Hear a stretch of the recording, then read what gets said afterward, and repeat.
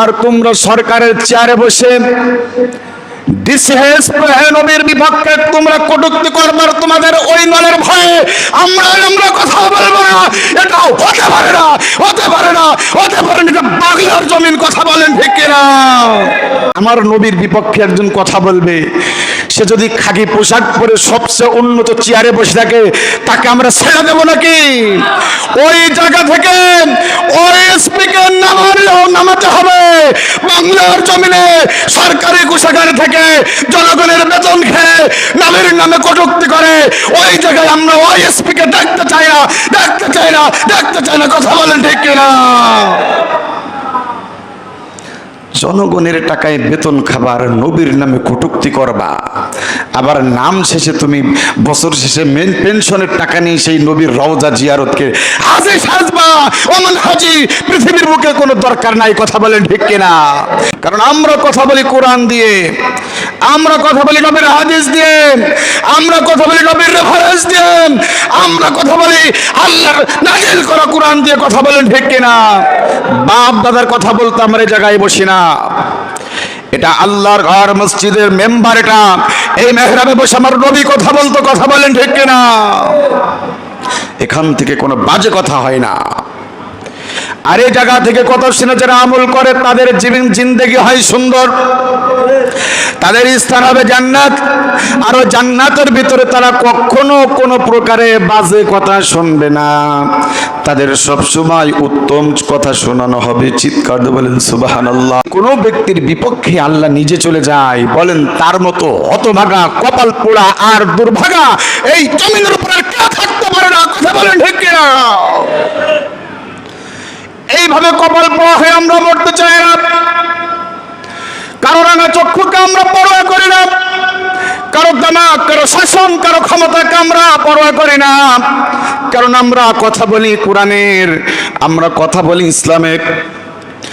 তোমরা যদি আমাদের কথা সহ্য করতে না পারো, এই জমিনের উপরে বেঁচে থাকার কোনো অধিকার তোমাদের নাই। কথা বলেন ঠিক কিনা? কোনো কাউন্টার করার ক্ষমতা তোমাদের দেওয়া হয় নাই। এই পৃথিবী নবীর জন্য করে দেওয়া হয়েছে, আর সেই নবীর নামে তোমরা কটূক্তি করবে, একের পর এক নবীর নামে গালিবাজ করবা, আর তোমাদেরকে ছেড়ে দিয়ে ছাড় দিয়ে কথা বলতে হবে। এমন কোন সুযোগ তোমরা আর পৃথিবীর বুকে পেতে পারো না। কথা বলেন ঠিক কিনা? কোত্থেকে গুলো আবিষ্কার হয়, কিছুদিন যায়, আবার কিছুদিন পরে আবার তাদের ভাবে আবির্ভাব করার জন্য তাদের এই শক্তি যোগান কোত্থেকে আসে?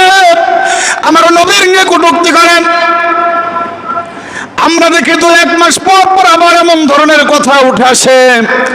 নবীকে নিয়ে যারা কটূক্তি করে তাদেরকে পৃথিবীর বুকে বেঁচে থাকার কোনো অধিকার নাই। কথা বলেন ঠিক কিনা? আমরা খুঁজি যে আমাদের সামনে আসে না কেন দুই একটা,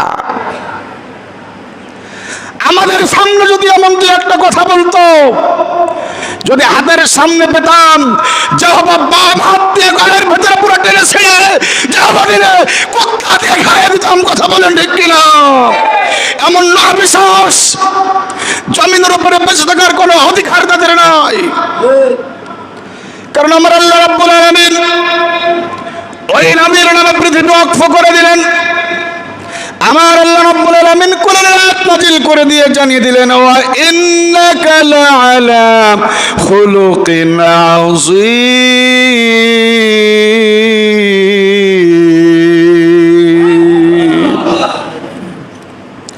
আমার আল্লাহ সরাসরি আয়াত নাযিল করে দিলেন যে আমার নবীর মান, সম্মান, ইজ্জত সকলের ঊর্ধ্বে আমি সমুন্নত করলাম।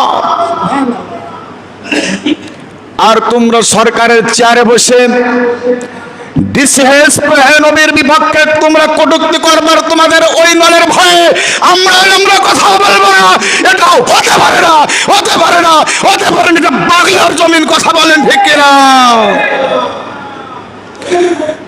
আমরা ইংরেজদের ছাড় দেই নাই। কথা বলেন ঠিক কিনা? আমরা পাকিস্তানদের ছাড় দেই নাই। ভাষা আন্দোলনে আমরা যুদ্ধ করেছি, রক্ত দিয়েছি। ভাষা কেটে টিকিয়ে রাখার জন্য বাংলার দামান ছাত্ররা রক্ত দিয়েছে। তার মানে সেই রফিক জব্বার শফিকরা মৃত্যুবরণ করেছে বলে তোমরা মনে করো না। এখনো বাংলার জমিনে হাজার হাজার ছাত্র রক্ত দেওয়ার জন্য প্রস্তুত রয়েছে। কথা বলেন ঠিক কিনা? নাগাল খুঁজে পাবে না যদি এই ছাত্র আবার ময়দানে নামে, আবার যদি মাঠে সোচ্চার হয়, পিপিলিকার গর্ত খুঁজে পাবে না পালাবার জন্য। কথা বলেন ঠিক কিনা?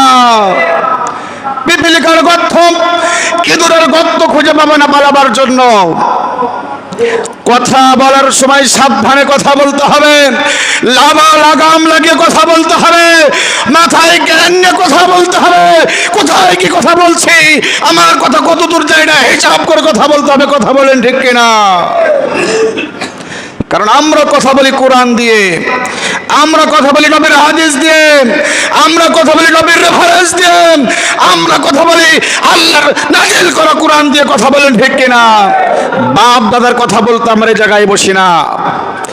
এটা আল্লাহর ঘর, মসজিদের মেম্বার। এটা এই মেহরাবে বসে আমার নবী কথা বলতো। কথা বলেন ঠিক কিনা?